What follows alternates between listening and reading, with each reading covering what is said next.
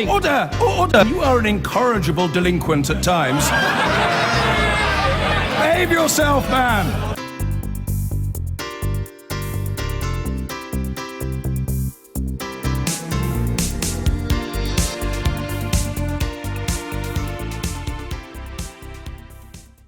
Now, house prices have long been a measure of wealth for many, and surveys show that prices are still rising post-Brexit. But is it a short-term phenomenon?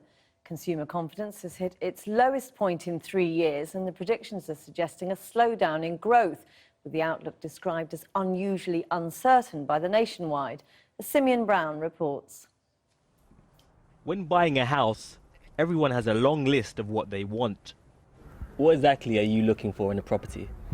Well, we're looking for a 3-bed, somewhere where we can park a car, so like a off-street parking, good school catchment area. Come through, Mr. Lee. Mr. Lee is a family man and a first-time buyer. The asking price for the house he has come to see has been reduced. Before Brexit, we'd have open day viewings and people would offer asking price or above. Now, people like Mr. Lee have got an opportunity to come into the property and take their time before they make an offer. People are more willing to negotiate on price, whereas before we had a look just before Christmas, and you know, unless you was going to offer the asking price, no one really was looking to negotiate. Ahead of June's referendum, the then Chancellor warned that voting to leave the European Union could hit the value of your home. So what is actually happening?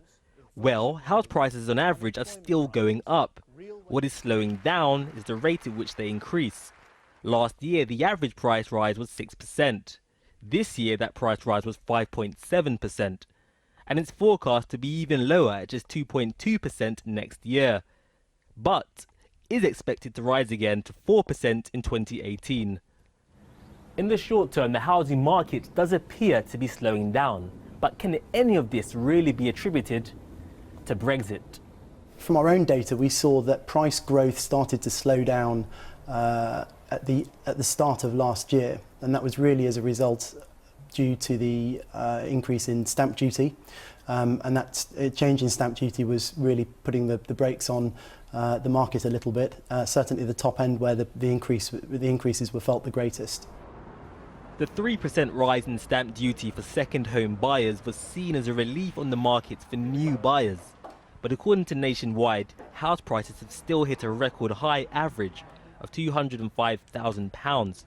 That's less than half the price for this house on the borders of northwest London. At the moment it's on for 525, so if I could get it maybe just about 500. If it's the right price for the buyer and the seller, then hopefully we can get a deal done, you know. This is what we're here to do. Don't know about 500 though. It's a bit low. Simeon Brown reporting there. I've been getting away with it all